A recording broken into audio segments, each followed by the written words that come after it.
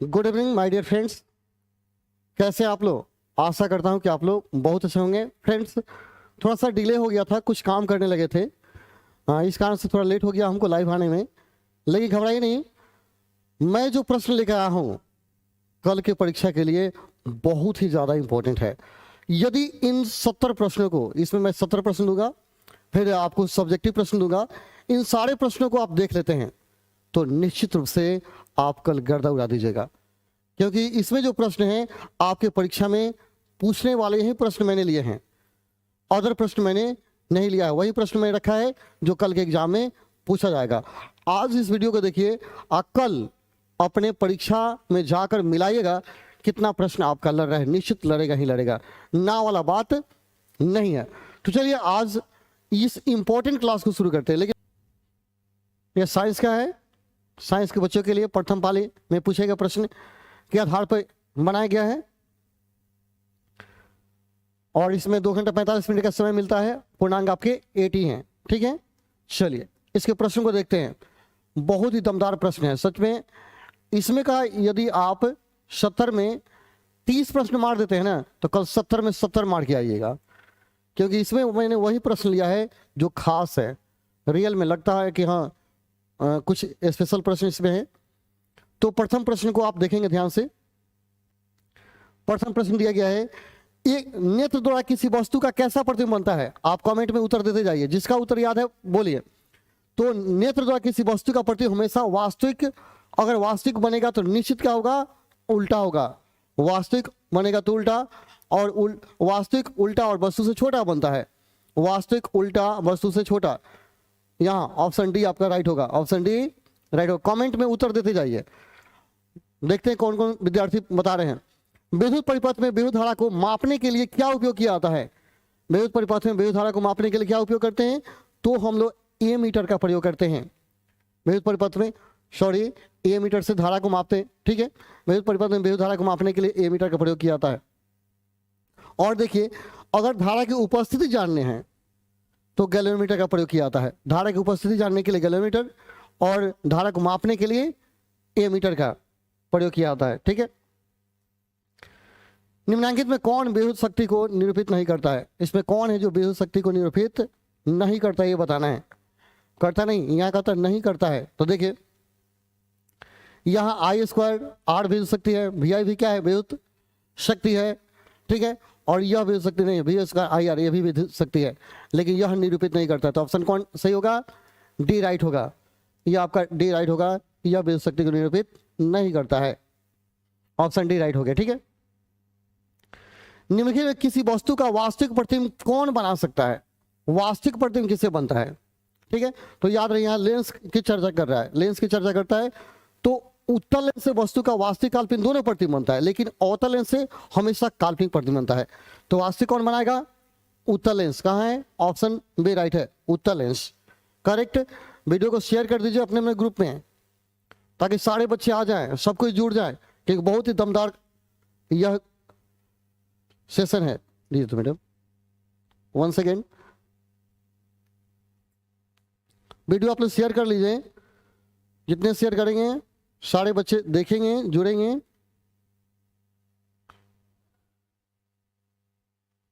सब जगह डाल दिए।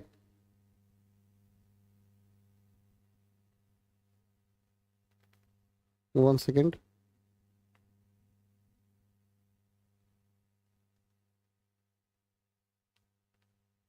आप लोग वीडियो जरूर शेयर करेंगे। 1 मिनट रुकेंगे, थोड़ा सा कुछ काम है। 1 सेकेंड,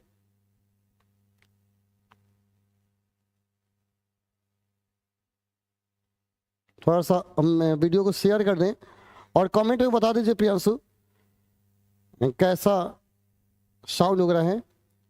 मैसेज भी कर दीजिएगा।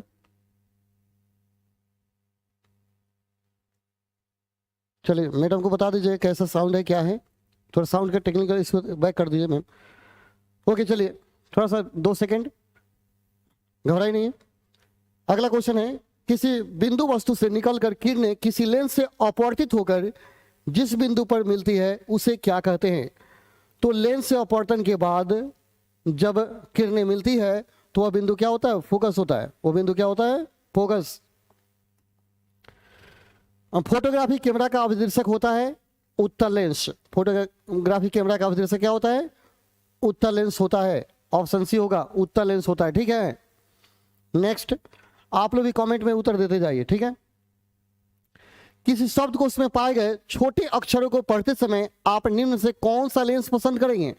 तो देखिए, छोटे अक्षरों को पढ़ने के लिए हम लोग क्या करते हैं? छोटे अक्षरों को पढ़ने के लिए हम लोग क्या करते हैं? माइक्रोस्कोप का प्रयोग करते हैं, यानी सरल सूक्ष्मदर्शी का प्रयोग करते हैं।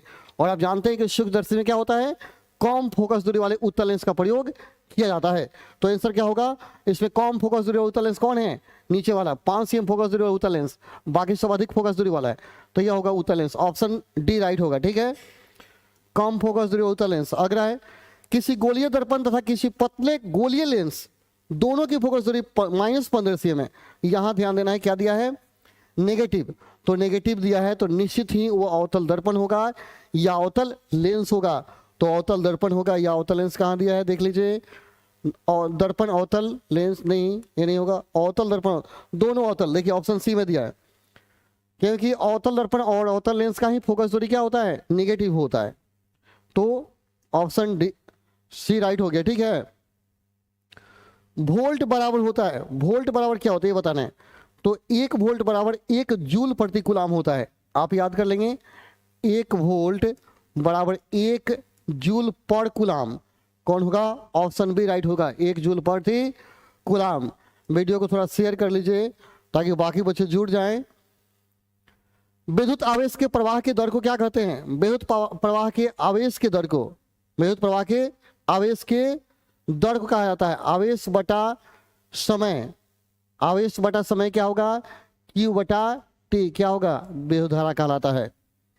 विद्युत धारा ऑप्शन ए, याद रखिए I बराबर Q बटा T होता है। ठीक है, अगला, कौन सा कथन सत्य है? इसमें बताना है कौन सा कथन है जो सत्य है। जूल और वोल्ट गुना एम्पियर दिया है, जूल और कूलाम गुना वोल्ट दिया है, जूल बराबर एम्पियर बटा वोल्ट, जूल बराबर कूलाम बटा वोल्ट। तो याद रखिए जूल बराबर कूलाम गुना वोल्ट होता है। जूल बराबर होता है क्या? कूलाम गुना वोल्ट। कौन है? कूलाम गुना वोल्ट। ऑप्शन बी राइट है। बहुत बढ़िया। आप लोग थोड़ा सा ग्रुप में शेयर कर लीजिए, अपने अपने ग्रुप में, ताकि सारे बच्चे जुड़ें और वे लोग इस महत्वपूर्ण क्लास से फायदा लें। बॉन्ड CHO अभिक्रियाशील समूह को कहते हैं। CHO क्या बोलते हैं? तो CHO जो है यह देखिए एल्डिहाइड है। CHO बोलते हैं एल्डिहाइड। ईथर बॉन्ड O होता है। कार्बोक्सिलिक अम्ल COOH को बोलते हैं। एल्कोहलिक OH को बोला जाता है। सबको याद रखिएगा। तो CHO क्या होगा? एल्डिहाइड। ऑप्शन कौन होगा? सी। सब याद कर जाइए, सबको क्या कीजिए? रट जाइए। ठीक है, नेक्स्ट, एथेनॉल को सांद्र H2SO4 के साथ गर्म करने पर कौन सी गैस निकलती है? तो देखिए, जब एथेनॉल को सांद्र H2SO4 के साथ गर्म करते हैं तो इथीन C2H4 बनता है। इथीन बनता है, इथीन C2H4 कौन होगा? इथीन कहाँ है? डी है, इथीन बनता है। याद है, इथीन बनता है। ऑप्शन डी राइट होगा। नेक्स्ट, जिंक प्लेट किस धातु का अयस्क है? काफी इंपॉर्टेंट। जिंक प्लेट का सूत्र क्या होता है? ZnS होता है। ZnS। जब ZnS है तो किसका अयस्क होगा? जेड का होगा। जेड कौन है? जस्ता है। जिंक प्लेट ZnS होता है ना, तो जस्ता का अयस्क है। किसका अयस्क है? जस्ता का। करेक्ट। नेक्स्ट, आवर्त सारणी के किसी आवर्त के तत्वों में कौन सा गुण समान होता है? आवर्त सारणी के किसी आवर्त के तत्वों में, आवर्त कह रहा है, आवर्त के तत्वों में कौन सा गुण समान होता है? अगर एक ही आवर्त में तत्व है तो सबका कक्ष समान होगा, यानी बाह्यतम कक्ष समान होगा, कक्षों की संख्या समान होगी। तो क्या दिया? परमाणु भार, परमाणु आयतन, संयोजकता, इलेक्ट्रॉन, कक्षों की संख्या समान होगी। क्या होगी? कक्षों की संख्या समान। ऑप्शन डी राइट होगा, कक्षों की संख्या समान। नेक्स्ट, काफी मजा आने वाला है क्लास में, क्योंकि इन 70 प्रश्नों से आपके बाकी अन्य प्रश्न को बनाने में भी सहूलियत मिलेगी। जैसे मैं बताऊंगा गर्दा उड़ जाएगा। अभिक्रिया इतना किस प्रकार की अभिक्रिया? तो देखिए, यह दोनों जुट रहा है, जुट कर यह बना रहा है। जब जुड़ता है तो संयोजन अभिक्रिया होती है, टूटता है तो वियोजन होता है। तो क्या होगा? संयोजन। ऑप्शन बी राइट होगा। ठीक है, नेक्स्ट, जल में घुलनशील भस्म में क्या कहलाता है? जब भस्म को जल में घोल देते हैं, जब भस्म जल में घुल जाता है तो उसको क्षार कहा जाता है। यानी जल में घुलनशील भस्म क्या कहलाता है? क्षार कहलाता है। ऑप्शन कौन राइट होगा? B will be right answer. Soda ash का रासायनिक सूत्र, सोडा एस आपको बताना है, सोडा एस का रासायनिक सूत्र क्या होता है। सोडा एस यानी सोडियम कार्बोनेट, सोडा एस यानी क्या होगा सूत्र, Na2CO3, ऑप्शन बी राइट होगा। सोडा एस यानी सोडियम कार्बोनेट। निम्नलिखित में कौन विजातीय यौगिक है, अलग कौन है, ये आपको बताना है। विजातीय का मतलब क्या होगा, सबसे अलग कौन है। तो देखिए विजातीय, यहां चुना पत्थर का सूत्र क्या होता है, CaCO3, कैल्शियम कार्बोनेट, संगमरमर CaCO3, खड़िया CaCO3, plaster of Paris CaSO4 into half H2O। देख लीजिए कौन विजातीय आपको दिख रहा है, अलग, ये है प्लास्टर ऑफ पेरिस, सबसे अलग है। तो ऑप्शन बी राइट होगा, plaster of Paris. Next, baking soda का रासायनिक सूत्र, बेकिंग सोडा यानी खावा सोडा कौन है, Na2CO3 into 10H2O, sorry B नहीं होगा, आपका होगा NaHCO3, सोडियम बाइकार्बोनेट, NaHCO3, यानी ऑप्शन डी राइट होगा। ठीक है, नेक्स्ट, निम्नलिखित कौन संक्षारक अम्ल है, संक्षारक पूछ रहा है कौन है जो संक्षारक अम्ल है। तो थोड़ा सा याद रखिएगा, एथेनोइक अम्ल, एथेनोइक अम्ल को संक्षारक अम्ल कहा जाता है। सल्फर के संयोजित सेल में इलेक्ट्रॉन की संख्या कितनी होगी, हम सॉल्व किए थे, कितना आया था, 6 आया था ना जी। वन सल्फर 16 होता है परमाणु संख्या, तो 1s2 2s2 2p 6 3s2 3p क्या हो गया 4, तो कितना हो गया 16, तो बातम कक्ष में 6 ना हो गया, तो 6 इलेक्ट्रॉन हो गया बातम कक्ष में। थोड़ा सा प्रॉब्लम आ गया था, चलिए कोई बात नहीं। निम्नलिखित तत्वों में किसकी आयनन ऊर्जा अधिकतम है, किसकी आयनन ऊर्जा अधिकतम है। देखिए आयनन ऊर्जा माने इलेक्ट्रॉन को या तो आकर्षित करने या विकर्षित करने की क्षमता। तो सबसे ज्यादा आकर्षित करने की क्षमता क्या किस में होती है, फ्लोरीन में होती है। तो फ्लोरीन का आयनन ऊर्जा सबसे ज्यादा होता है, तो ऑप्शन क्या होगा, बी राइट होगा। ठीक है, 24, निम्नलिखित में कौन सा मात्रक वाट के बराबर है, वाट के बराबर कौन होता है ये बताना है। तो वाट बराबर क्या होता है, 1 वाट बराबर 1 जूल पर सेकंड होता है, 1 वाट बराबर 1 जूल पर सेकंड। ऑप्शन कौन होगा, ए राइट होगा, ए राइट। ठीक है, अगला, विद्युत हीटर के तार की कुंडली बनी होती है, विद्युत हीटर में जो तार की कुंडली लगी होती है वह किसकी बनी होती है बताना है। विद्युत हीटर में तार की कुंडली किसकी बनी होती है, यही आपको बताना है। तो तार की कुंडली आपको पता होगा, नाइक्रोम का तार लगाया जाता है ताकि जल्दी गले नहीं, ऑप्शन डी। फटाफट बनाइए, थोड़ा शेयर कर दीजिए क्योंकि सारे लोग चले गए थे, तो कुछ टेक्निकल गड़बड़ी था, इस कारण से लाइव रुक गया था। किस परिपथ का वह गुण जो विद्युत ऊर्जा को उसमें बदल देता है। आज जो मैं प्रश्न बता रहा हूं निश्चित कल आएगा, आप कल के परीक्षा में मिलाइएगा, ना वाला बात नहीं। इस कारण से मैं जोर दे रहा हूं कि आप पढ़ लीजिए तब सोइएगा। किस परिपथ का वह गुण जो विद्युत ऊर्जा को उसमें बदल देता है क्या कहलाता है।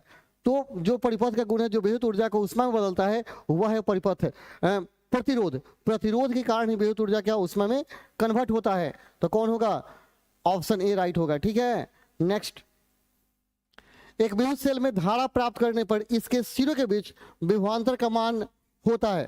एक विद्युत सेल से धारा प्राप्त करने पर इनके सिरों के बीच विभवांतर का मान क्या होगा, तो विद्युत वाहक बल से अधिक होगा, हमेशा विद्युत वाहक बल से। ऑप्शन क्या होगा, ए राइट होगा। ठीक है, नेक्स्ट,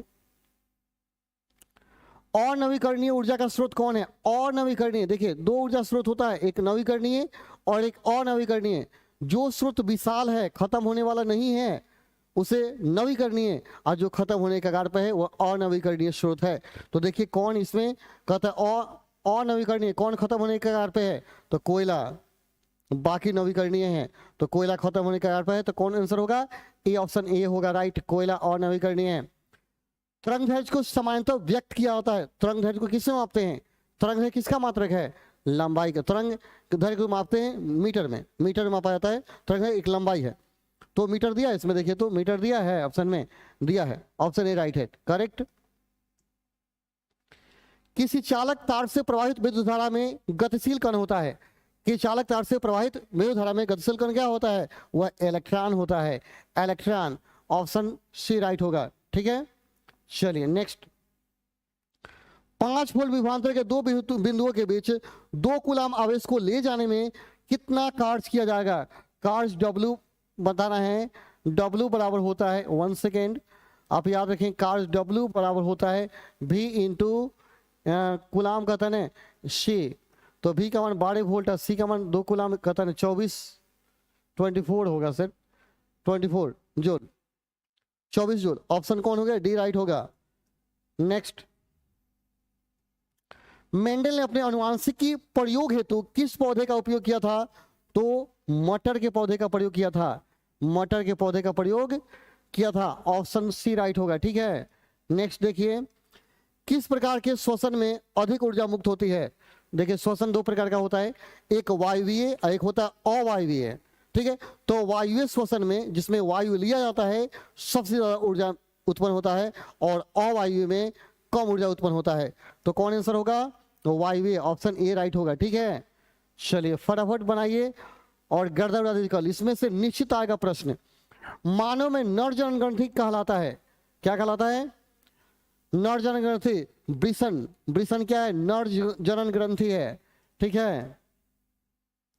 और जो इसमें लॉन्ग क्वेश्चन है बहुत इंपॉर्टेंट है, जीवन की एक महत्वपूर्ण विशेषता क्या है? देखिए थोड़ा सा विकल्प अजीब सा दिया है, लेकिन याद रहे विकल्प अलग भी हो सकता है। जीवन की सबसे महत्वपूर्ण विशेषता है जनन करना, क्योंकि जनन नहीं तो फिर जीवन का मतलब ही नहीं रहा। तो जीवन का सबसे महत्वपूर्ण विशेषता क्या है? जनन करना। इसमें है इस जीवन अणु की गति नहीं होगा, संग समन्वय नहीं, वृद्धि, आपका ऑप्शन बी राइट होगा, ठीक है। जनन करेगा तो वृद्धि होगा, वृद्धि होगा तो गति होगा, गति होगा संग बनेगा, समन्वय होगा, तो आपका ऑप्शन बी राइट होगा, ठीक है।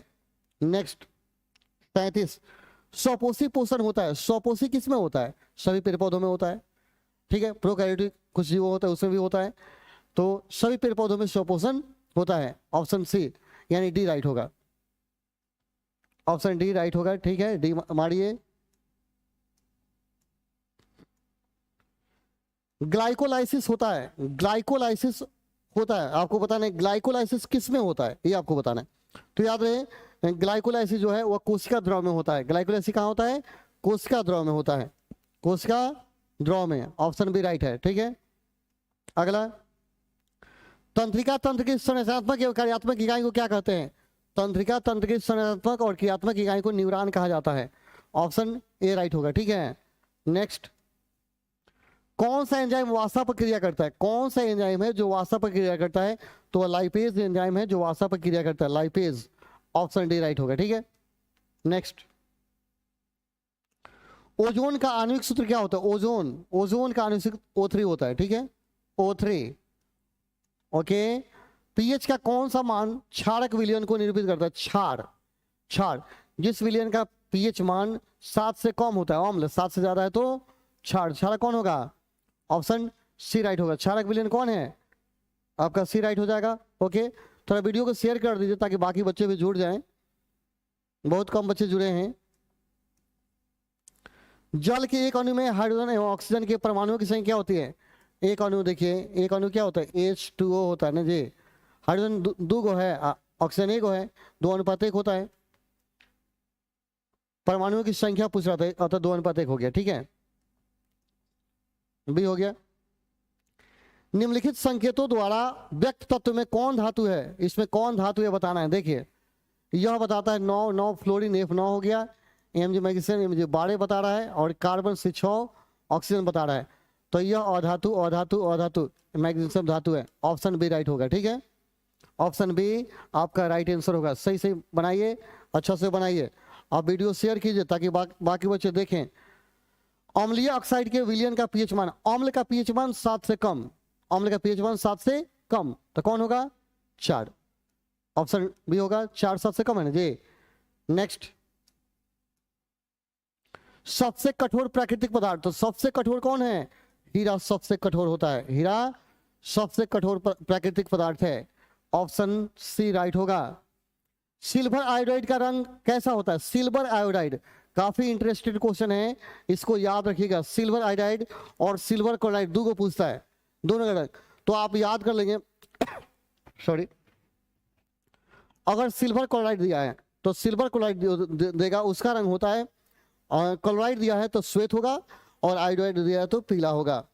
तो याद कर लेंगे, दो को पूछता है, सिल्वर आयोडाइड माने पीला, श्वेत होता है क्लोराइड का, AgCl जो होता है इसका पीला होता है, और AgI होता है श्वेत, नहीं पीला।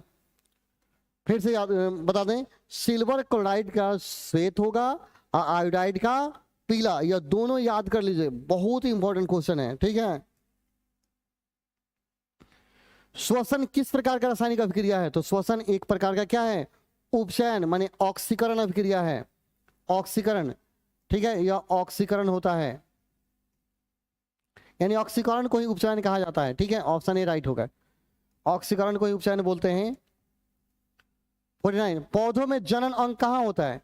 तो पौधों में जनन अंग जो होता है कहाँ होगा? पुष्प में होगा, पुष्प में। ऑप्शन बी राइट होगा, पौधों में जनन अंग कहाँ होगा? पुष्प में। अगला, मस्तिष्क का कौन सा भाग शरीर की स्थिति तथा संतुलन का अनुरक्षण करता है? क्वेश्चन देखिए बहुत बढ़िया, मस्तिष्क का कौन सा भाग शरीर की स्थिति और संतुलन का अनुरक्षण करता है? तो वह होता है अनुमस्तिष्क। कौन होगा? अनुमस्तिष्क। ऑप्शन बी राइट होगा, ठीक है। नेक्स्ट, किसी पौधों में रंध्र अनुपस्थित रहता है? वह कौन सा पौधा है जिसमें रंध्र नहीं होता, आपको बताना है। तो आप याद रहे, जितने पौधे होते हैं सब में रंध्र माने पत्तियों में छिद्र होता है, लेकिन हाइड्रिला एक ऐसा पौधा है जिसमें रंध्र नहीं होता है, तो हाइड्रिला। ऑप्शन बी राइट होगा, ठीक है। नेक्स्ट, BS4 का संबंध किससे है? BS4 का संबंध किससे है? तो याद रहे, BS4 का संबंध है आपका वायु प्रदूषण से, वायु प्रदूषण BS4। ऑप्शन सी राइट होगा, वायु प्रदूषण BS4 से रिलेटेड है। नेक्स्ट, रक्त में ऑक्सीजन का वाहक है, रक्त में ऑक्सीजन का वाहक कौन है? तो रक्त में ऑक्सीजन का वाहक हीमोग्लोबिन है, हीमोग्लोबिन। ऑप्शन सी राइट होगा, ठीक है। नेक्स्ट, निम्नलिखित में किसे वर्थ हार्मोन कहा जाता है? जन्म हार्मोन। किसे वर्थ हार्मोन कहा जाता है? तो याद रहे, ऑक्सीटोसिन को वर्थ हार्मोन कहा जाता है। ऑप्शन बी राइट होगा, ऑक्सीटोसिन। Yes, okay. बीज विकसित होता है, तो बीज किससे विकसित होगा? तो बीज बीजांड से विकसित होता है। ऑप्शन डी राइट होगा, बीजांड से। नेक्स्ट, ग्रहणी भाग है, ग्रहणी किसका भाग है आपको बताना है। तो याद रहे, ग्रहणी छोटी आंत का भाग है, ग्रहणी छोटी आंत का भाग है, छोटी आंत। ऑप्शन बी राइट होगा, ठीक है। नेक्स्ट, तालाब किस प्रकार का पारिस्थितिक तंत्र है? तालाब एक प्राकृतिक पारिस्थितिक तंत्र है, तालाब जो बनाया जाता है, ठीक है। तालाब, अगर पोखरा कहेगा छोटा छोटा पोखरा तो कृत्रिम हो जाएगा। निम्नलिखित में कौन पारिस्थितिक तंत्र में अधिकतम संख्या में मौजूद है? सबसे ज्यादा संख्या में कौन है? तो पेड़ पौधे हैं, यानी उत्पादक हैं, उत्पादक। कौन होगा? उत्पादक। ऑप्शन ए राइट होगा। अगला, जीवों की उत्पत्ति के पहले पृथ्वी पर गैस कौन नहीं था? कौन सा गैस नहीं था? जीवों की उत्पत्ति के पहले पृथ्वी पर क्या नहीं था? तो ऑक्सीजन नहीं था, O2 नहीं था, ठीक है। O2, NO2, CO2 लगभग सारे गैस नहीं हो गए। तो यहाँ क्या होगा, आप इनमें सही मारिए ना, लेकिन ज्यादातर बेटर होगा O2 मारना, O2 सबसे ज्यादा बेटर होगा, ठीक है। भारत में उत्पादित प्रत्यावर्ती विद्युत की आवृत्ति, भारत में जो विद्युत धारा बनता है उसकी आवृत्ति कितनी है? तो 50 हर्ट्ज है, 50 हर्ट्ज है। ऑप्शन डी राइट है, ठीक है। अगला, 1 माइक्रो एम्पियर विद्युत धारा है, 1 माइक्रो एम्पियर 10 के power minus 6 ampere. Option B right होगा, 1 माइक्रो एम्पियर इक्वल टू 10 के पावर माइनस 6 एम्पियर। अगला, नरौरा नाभिकीय विद्युत संयंत्र किस राज्य में है? नरौरा नाभिकीय विद्युत संयंत्र किस राज्य में है आपको बताना है। तो याद रहे, नरौरा नाभिकीय संयंत्र जो है यह उत्तर प्रदेश यूपी में है। नरौरा कहाँ है? उत्तर प्रदेश यूपी, यानी कहाँ है? ऑप्शन डी राइट है। नेक्स्ट, स्पेक्ट्रम प्राप्त करने के लिए किसका उपयोग होता है? तो स्पेक्ट्रम आपको पता होगा, हम लोग किसके प्राप्त करते हैं? तो स्पेक्ट्रम प्राप्त करते हैं प्रिज्म के द्वारा, प्रिज्म के द्वारा। नेक्स्ट, उत्तल लेंस द्वारा आवर्धित काल्पनिक प्रतिबिंब तब बनता है जब वस्तु रहता है आवर्धित हो और काल्पनिक हो, जो वस्तु फोकस से कम दूरी पर हो, फोकस और लेंस के बीच हो। करेक्ट, ऑप्शन बी राइट होगा, फोकस से कम दूरी पर रहेगा तो बनेगा आवर्धित काल्पनिक प्रतिबिंब। ऑप्शन बी राइट होगा, करेक्ट। नेक्स्ट, आवर्त सारणी के प्रथम आवर्त में तत्वों की संख्या कितनी है? प्रथम आवर्त यानी के में तत्वों की संख्या सिर्फ 2 है, 2 है, ठीक है। ऑप्शन ए राइट होगा। निम्नलिखित में किससे इलेक्ट्रॉन को बाहर निकालना सबसे आसान है? इसमें किससे इलेक्ट्रॉन का निकालना सबसे आसान है? देखिए, इलेक्ट्रॉन को जितना ही हम निकाल, जैसे अगर किसी परमाणु में जानते हैं कि जितना इलेक्ट्रॉन होता है उतना ही प्रोटॉन होता है। अगर इलेक्ट्रॉन की संख्या कम हो जाए तो प्रोटॉन की संख्या क्या होगा? बढ़ जाएगा। जब प्रोटॉन की संख्या बढ़ेगा तो इलेक्ट्रॉन को खींचने की ताकत क्या होगी? बढ़ जाएगी। जितना ही इलेक्ट्रॉन कम होते जाते हैं अंदर की तरफ इलेक्ट्रॉन क्या होते हैं? बाकी खींचते जाते हैं। तो मतलब इसे निकालना कठिन है लेकिन इसे निकालना आसान है। तो ऑप्शन ए राइट है, ऑप्शन ए राइट है। ठीक है, कहता है द्वितीय आवर्त में तत्वों के लिए कौन सा सेल बाह्यतम सेल होगा दूसरे आवर्त में? तो के एल, आवर्त क्या होगा? फर्स्ट के, दूसरा एल, तो क्या होगा? L, L cell, L cell, option B. संतृप्त हाइड्रोकार्बन श्रेणी के सदस्य को कहा जाता है? जो संतृप्त होगा वो क्या होगा? उसके बीच सिंगल बॉन्ड होगा। और एल्केन को संतृप्त, एल्कीन एल्काइन को असंतृप्त बोला जाता है। तो कौन होगा? एल्केन। एल्केन कहाँ है? ऑप्शन सी है, एल्केन में। नेक्स्ट, मेंडलीफ द्वारा छोड़े गए आवर्त सारणी के रिक्त स्थान में बाद में निम्नलिखित में कौन सा तत्व पद स्थापित किया गया है? एंड जब मेंडलीफ साहब ने आवर्त सारणी बनाए हुए थे तो बहुत सा स्थान खाली रह गया था। तो खाली स्थान पर कौन कौन सा तत्व भरा गया यह बताना है। ठीक है, तो याद रहे जो खाली स्थान था वहां पे भरा गया था गैलियम, जर्मेनियम, और एक भरा गया था गैलियम, जर्मेनियम और स्कैंडियम। गैलियम, जर्मेनियम और स्कैंडियम, गैलियम, जर्मेनियम और स्कैंडियम। कौन होगा? ऑप्शन ए है। तीनों याद रखिए, gallium, germanium, scandium. Okay, next, आवर्त सारणी के प्रत्येक आवर्त का अंतिम सदस्य क्या होता है? प्रत्येक आवर्त का अंतिम सदस्य आवर्त के लास्ट में दाएं तरफ कौन रखा गया है? अक्रिय गैसों का रखा गया है, अक्रिय गैसों को रखा गया है। तो किधर अक्रिय गैस कहाँ गया? अक्रिय गैस ये है। ठीक है, नेक्स्ट, किस तत्व में दो सेल हैं और दोनों ही इलेक्ट्रॉन से पूर्णतः भरे हुए हैं? वह तत्व है, दो सेल है दोनों इलेक्ट्रॉन से भरे हैं। देखिए दो सेल, यानी देखिए के तथा एल, इसमें के में दो इलेक्ट्रॉन होता है, एल में क्या होता है? चार, दोनों चार, चार दोनों 8 होता है। तो क्या होगा? 10 होगा। 10 क्या है? नियॉन, यानी 10। ऑप्शन ए राइट होगा। ठीक है, तो इसमें आप क्या कीजिए, 70 क्वेश्चन को अच्छा से बनाइए। ये 70 क्वेश्चन है जो काफी इंपॉर्टेंट है। चलिए और भी है। निम्नलिखित में कौन सबसे अधिक हाइड्रोजन, सबसे अधिक क्रियाशील हाइड्रोजन है? तो सबसे ज्यादा क्रियाशील हाइड्रोजन कौन होता है? तो फ्लोरीन होता है, सबसे ज्यादा क्रियाशील है। ठीक है, इलेक्ट्रॉन को आकर्षण करने की क्षमता इसमें सबसे ज्यादा है। ठीक है, तो आपका कौन होगा? फ्लोरीन। अगला, कॉर्पस ल्यूटियम से स्रावित हार्मोन, कॉर्पस ल्यूटियम से स्रावित हार्मोन का नाम बताएंगे तो आप कॉर्पस ल्यूटियम से स्रावित हार्मोन क्या है? एंड्रोजन, प्रोजेस्टेरोन, एस्ट्रोजन या टेस्टोस्टेरोन। तो कॉर्पस ल्यूटियम से टेस्टोस्टेरोन हार्मोन स्रावित होता है। परितंत्र में ऊर्जा का स्रोत कौन है? तो ऊर्जा का स्रोत कौन है? सूर्य है। मुख्य रूप से ऊर्जा का स्रोत कौन है? सूर्य का प्रकाश है। ठीक है, अगला, मानव का उद्भव स्थान है, मानव का उद्भव स्थान कहाँ है? अफ्रीका माना जाता है। मानव का उद्भव स्थान अफ्रीका माना जाता है। ठीक है, अफ्रीका, ऑप्शन सी राइट होगा। निम्नलिखित में कौन लैंगिक जनन संचारित रोग है? तो एड्स है, सिफिलिस है, गोनोरिया है। ऑप्शन कौन होगा? सी राइट होगा। और एक मिनट, सुजाक, सुजाक, और देखिए सुजाक भी क्या है? एक लैंगिक जनन संचारित रोग है। तो बी और सी दोनों होगा, यानी डी राइट होगा आपका आंसर। डी, बी सी दोनों डी राइट हो गया। नेक्स्ट, मानव गुर्दे का आकार होता है, गुर्दा का आकार कैसा होता है? गुर्दे का आकार गोलाकार, आयताकार, सेम के बीज के आकार का। तो गुर्दे का आकार होता है सेम के बीज का आकार का। ऑप्शन सी होगा। ठीक है, तो आप अच्छा से बनाते जाइए। किशोरावस्था में होने वाले शारीरिक परिवर्तन का कारण क्या है? किशोरावस्था में होने वाले शारीरिक परिवर्तन का कारण क्या है? तो टेस्टोस्टेरोन और एस्ट्रोजन दोनों हार्मोन है। ऑप्शन आपका डी राइट होगा, ऑप्शन डी राइट होगा।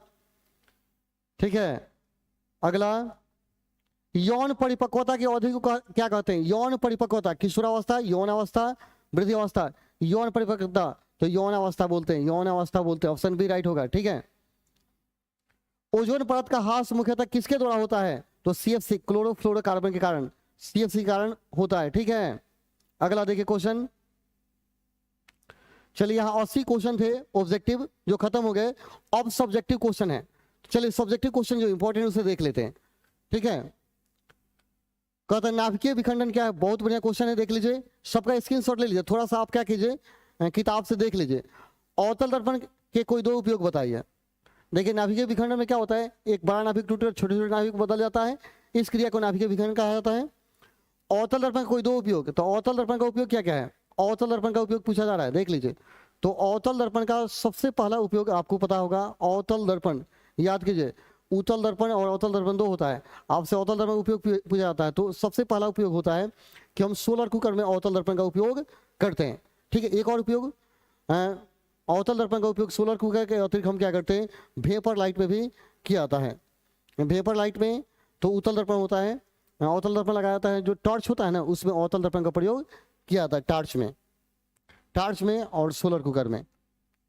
विद्युत विभव की परिभाषा दें और इसका ऐसे मात्रक। विद्युत विभव क्या है, विभव याद रहे, एकांक धनावेशों को अनंत से किसी बिंदु तक लाने में किए गए कार्य को विद्युत विभव कहा जाता है। एकांक धनावेश को अनंत से किसी बिंदु तक लाने में किए गए कार्य को उस बिंदु के लिए विभव कहा जाता है, इसका मात्रक वोल्ट होता है। क्या जीवाश्म ईंधन नवीकरणीय है, नहीं, यह अनवीकरणीय है, ठीक है। जैसे कोयला, पेट्रोलियम अनवीकरणीय। ओम के नियम को लिखें, तो ओम के नियम क्या होता है, निश्चित ताप पर किस चालक से प्रवाहित धारा आई चालक के शिरों के बीच उत्पन्न विभवांतर के समानुपाती होता है। याद कर लेंगे। दृष्टिदोष क्या है, बहुत बढ़िया। दृष्टिदोष जब क्या होता है, हम जानते हैं कोई वस्तु का प्रतिबिंब आंख के रेटिना बनता है, लेकिन यदि आंख में कोई गड़बड़ी हो जाए तो वस्तु का प्रतिबिंब रेटिना पर न बन करके रेटिना के आगे या पीछे बनता है, जिससे वस्तु को देखने में दिक्कत होती है। आंख के इस दोष को दृष्टिदोष कहा जाता है। थोड़ा सा आप देख लेंगे, प्रतिबिंब धारा और दृश्य धारा में अंतर। सूर्योदय और सूर्यास्त के समय सूर्य लाल क्यों प्रतीत होता है, बहुत बढ़िया क्वेश्चन है, ये सब देख लीजिएगा, ठीक है।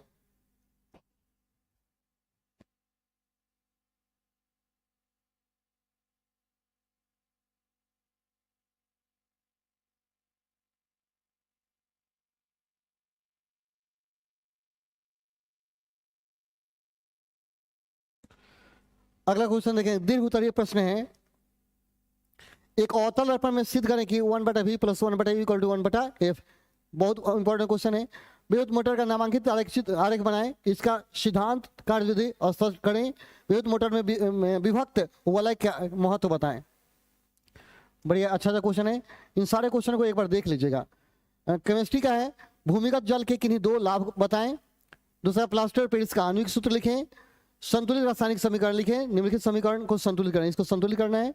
ताम्र छिलन को हवा में लंबे समय तक गर्म करने पर उस पर काली परत चढ़ जाती है, इस पर हाइड्रोजन गैस प्रवाहित करने पर उसका भूरा रंग पुनः वापस आ जाता है।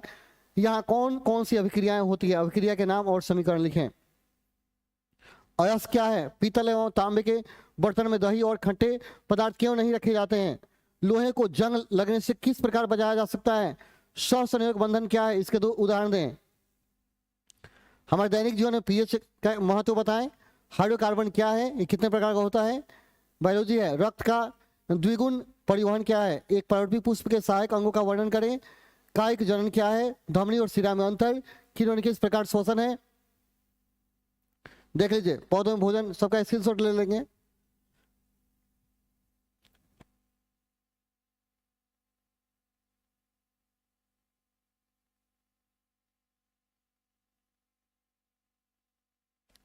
तो यहां सारे प्रश्न खत्म हो जाते हैं। आप इन दीर्घोत्तरीय, लघुत्तरीय और ऑब्जेक्टिव क्वेश्चन को जरूर देख लेंगे, और इसमें से निश्चित रूप से कल के एग्जाम में रहेगा तो रहेगा। तो आप निश्चित रूप से क्या करेंगे, इसे लिख लेंगे, याद कर लेंगे, ठीक है। मैं सुबह में भी आपको कुछ गेस क्वेश्चन करके दूंगा, उसके आंसर फुली बताऊंगा। मॉर्निंग में कोशिश कीजिए पढ़ने के लिए। चलिए फिर मिलते हैं अगले वीडियो में, तब तक के लिए धन्यवाद। जय हिंद, जय भारत, जय छात्रगण।